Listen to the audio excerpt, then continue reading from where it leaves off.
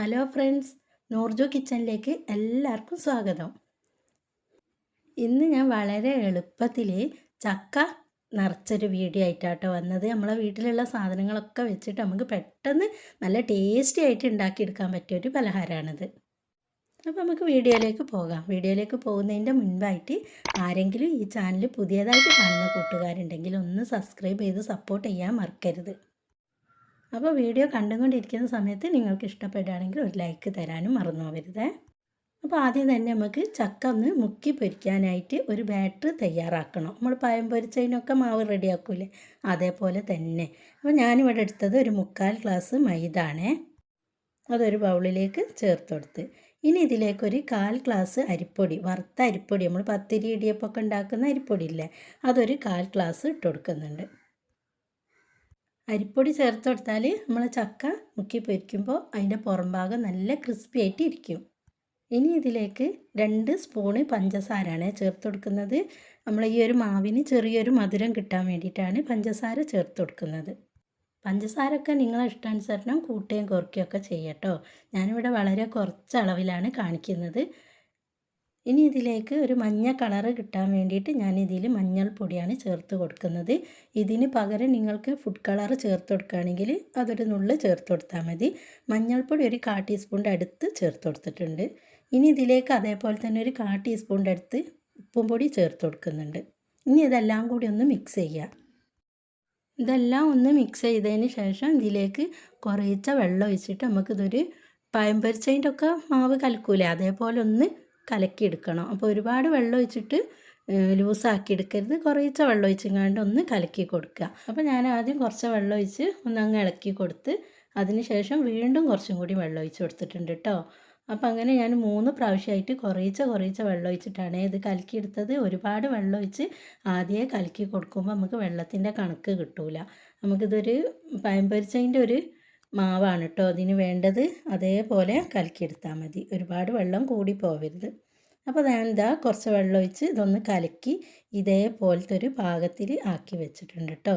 ഇനി നമുക്കിതവിടെ അടച്ച് വെക്കാം. ബാക്കിയുള്ള സാധനങ്ങളൊക്കെ റെഡിയാക്കുന്നത് വരെ ഇതവിടെ ഇരിക്കട്ടെ. പിന്നെ ഇതിലേക്ക് ഞാൻ ഉള്ളിലൊരു ഫില്ലിങ്ങിൽ ഇട്ട് കൊടുക്കാൻ വേണ്ടിയിട്ട് ഒന്ന് കടിക്കുമ്പോൾ നല്ലൊരു ടേസ്റ്റിന് വേണ്ടിയിട്ട് ഇതിലിട്ട് കൊടുക്കുന്നത് ചക്കക്കുരുയാണ് കേട്ടോ. ഒരു 3-4 ചക്കക്കുരു എടുത്താൽ മതി. ഞാനിവിടെ ഒരു 3 എണ്ണമാണ് തൊലി കളഞ്ഞെടുത്ത് നേരിയതായിട്ട് അരിഞ്ഞിട്ടിട്ട് വേണം അത് വറുക്കാൻ. അപ്പോൾ പെട്ടെന്ന് ക്രിസ്പി ആയിട്ട് കിട്ടും. പിന്നെ ചക്ക, അപ്പോൾ അതങ്ങനെ ചുള ഇതിൻ്റെ ഉള്ളിൽ നിന്ന് കുരുവൊക്കെ പോക്കിയെടുക്കണം. ഞാൻ ചെമണിയൊക്കെ പോക്കി ഒരു പാത്രത്തിലേക്ക് ഇരിഞ്ഞിട്ട് വെച്ചതാണ്.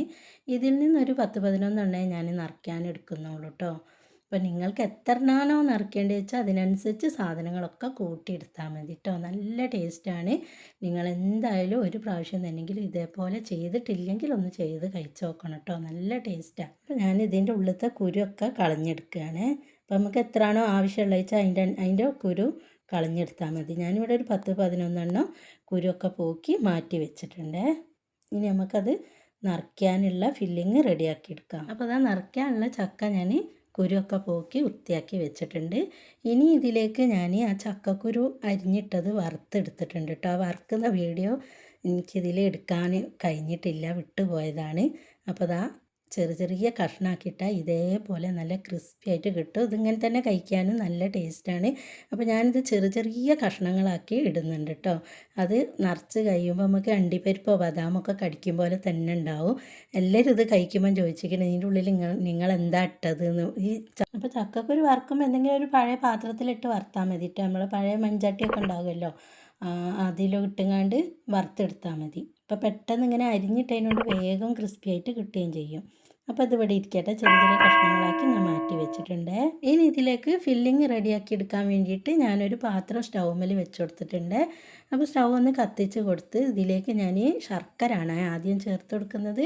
നിങ്ങളെ കയ്യിൽ ശർക്കരൻ്റെ പൊടിയോ ആണെങ്കിൽ അങ്ങനെ തന്നെ ചേർത്ത് കൊടുക്കുക. ഞാനിവിടെ ശർക്കര ഉരുക്കി അരിച്ച് വെച്ചതാണ് ഇവിടെ ചേർത്ത് കൊടുക്കുന്നത് കേട്ടോ. അപ്പോൾ നിങ്ങളെ മധുരത്തിനനുസരിച്ച് നിങ്ങൾ ചേർത്ത് കൊടുത്തോളേണ്ടി. ഞാനിപ്പോൾ ഇവിടെ ഒരു 3 അച്ച് ശർക്കരൻ്റെ പാനി ഒഴിച്ചു കൊടുത്തിട്ടുണ്ടാവും. അപ്പോൾ അതൊക്കെ നിങ്ങൾ എത്രയാണോ ചക്ക നിറയ്ക്കാൻ തേങ്ങ എടുക്കുന്നത് അതിനനുസരിച്ച് മധുരം ചേർത്ത് കൊടുത്താൽ മതി. ഞാനിവിടെ ഒരു 1.5 കപ്പ് തേങ്ങ എടുത്തിട്ടുണ്ടാവും കേട്ടോ. അളവ് പറയുകയാണെങ്കിൽ ഒരു തേങ്ങ ഞാൻ ഒരു മുറിൻ്റെ പകുതിയാണ് ഇവിടെ തേങ്ങ ചിരകി എടുത്തത്. അപ്പോൾ അതൊക്കെ നിങ്ങൾ ഇഷ്ടാനുസരണം കൂട്ടുകയും കുറയ്ക്കുകയൊക്കെ ചെയ്യുക. ഞാനിവിടെ നല്ല വലിപ്പമുള്ള ചോളാണല്ലോ, അപ്പോൾ അതിൽ കുറച്ചധികം തന്നെ നിറച്ച് കൊടുക്കണം. അതിനാണ് ഇത്ര തോനെ തേങ്ങ എടുത്തത്. ഇപ്പോൾ ചെറിയ ചോള ചക്ക ഒക്കെ ആണെങ്കിൽ ഈ ഒരു മാവ് കൊണ്ട് നമുക്ക് തോനെ ചക്ക നിറച്ചെടുക്കാനായിട്ട് പറ്റും. ഇനി ഇതിലേക്ക് ഒരു 3 ഏലക്കായ ചതച്ചത് ചേർത്ത് കൊടുക്കുന്നുണ്ട്. അപ്പോൾ നിങ്ങളുടെ കയ്യിൽ ഏലക്കായൻ്റെ പൊടിയാണെങ്കിൽ ഒരു 1/4 ടീസ്പൂണിൻ്റെ അടുത്ത് ഏലക്കായൻ്റെ പൊടി ചേർത്ത് കൊടുത്താൽ മതി. ഇനി ഇതിലേക്ക് നമ്മൾ വറുത്ത് വെച്ച ആ ചക്കക്കുരുണ്ടല്ലോ, അത് ചെറിയ ചെറിയ കഷ്ണങ്ങളാക്കി വെച്ചതേനു അതും ഇതിലേക്ക് ചേർത്ത് കൊടുത്തിട്ടുണ്ട്. ഇതിങ്ങനെ ഇതിൽ കടിക്കാൻ കിട്ടുമ്പോൾ നല്ലൊരു ടേസ്റ്റ് തന്നെയാണ് കേട്ടോ. ഇനി നിങ്ങൾ ചക്കക്കുരു ചേർത്ത് കൊടുക്കുന്നില്ലെങ്കിൽ ഇതവിടെ സ്കിപ്പ് ചെയ്താൽ മതി കേട്ടോ. ഇതിങ്ങനെ കടിക്കുമ്പോൾ ഒരു ടേസ്റ്റ് ഉണ്ടാകുമല്ലോ എന്ന് വിചാരിച്ചിട്ട് ചേർത്ത് കൊടുത്തതാണ്. ചേർത്ത് കൊടുത്തപ്പോൾ എല്ലാവർക്കും ഇഷ്ടമായിട്ടുണ്ട് കേട്ടോ. ഞാനും ഇത് ആദ്യമായിട്ടൊന്ന് പരീക്ഷിച്ച് നോക്കിയതാണ്. ഇനി ഞാനിതിലേക്ക് ചേർത്ത് കൊടുക്കുന്നത് പാൽപ്പൊടിയാണ്. 1 സ്പൂണ് പാൽപ്പൊടിയും ചേർത്ത് മീഡിയം ഫ്ലെയിമിലാട്ടോ ഉള്ളത്.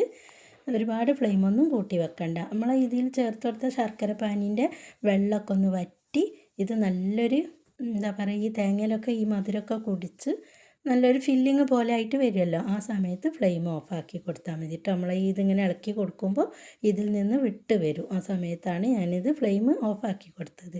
പിന്നെ ഞാനിതിലൊരു നുള്ളു ഉപ്പ് ചേർത്ത് കൊടുത്തിട്ടുണ്ട്, മധുരമൊക്കെ ഒന്ന് ബാലൻസ് ചെയ്യാൻ വേണ്ടിയിട്ട്. അപ്പോൾ ഇതിലുള്ള ശർക്കര വെള്ളമൊക്കെ നല്ലോണം വറ്റി ഈ തേങ്ങയിലൊക്കെ കുടിച്ച് നമ്മളിതാ ഈ ചട്ടിയിൽ നിന്ന് ഇങ്ങനെ വിട്ട് വരുന്ന ഒരു പരുവാകുമ്പോൾ നമുക്കിത് ഫ്ലെയിം ഓഫാക്കട്ടോ.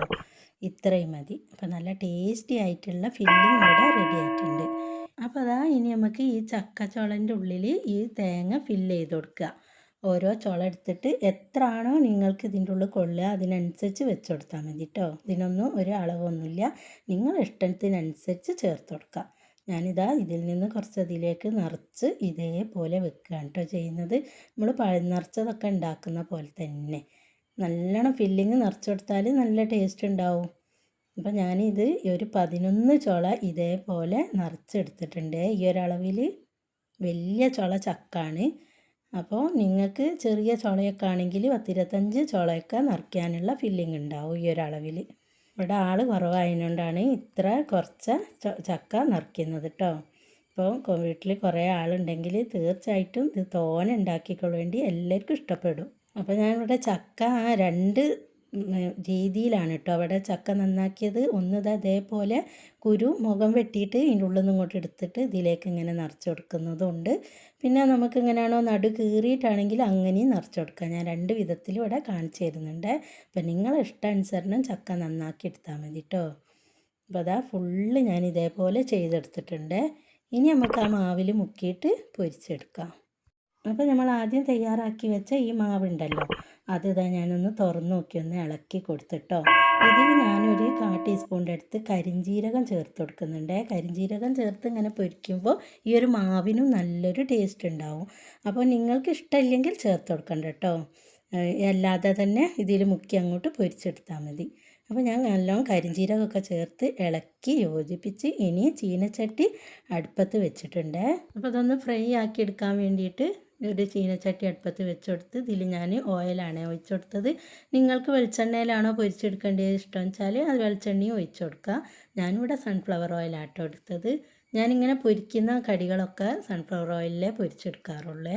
ഇവിടെ വെളിച്ചെണ്ണൻ്റെ ചോയ പൊരിക്കുന്ന ഒന്നും ആർക്കും ഇഷ്ടമല്ല, അതുകൊണ്ടാണ് കേട്ടോ. അപ്പോൾ നിങ്ങൾക്ക് ഇഷ്ടമാണെങ്കിൽ വെളിച്ചെണ്ണയിൽ പൊരിച്ചെടുക്കുക.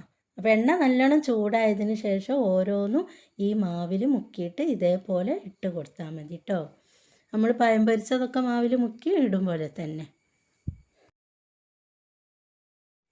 അപ്പോൾ ഫസ്റ്റ് ഞാനിതാ ഇതിൽ ചേർത്ത് കൊടുത്തത് ഒന്നങ്ങ് മറിച്ചിട്ടിട്ടുണ്ട്. മറിച്ചിട്ടതിന് ശേഷം ഒന്നും കൂടി ചക്ക ഞാൻ ഇതിലേക്ക് ചേർത്ത് കൊടുക്കുന്നുണ്ട്. അങ്ങനെ 3 എണ്ണം വെച്ചിട്ട് ഞാനിതിൽ ഇട്ട് കൊടുത്തിട്ടുണ്ട്.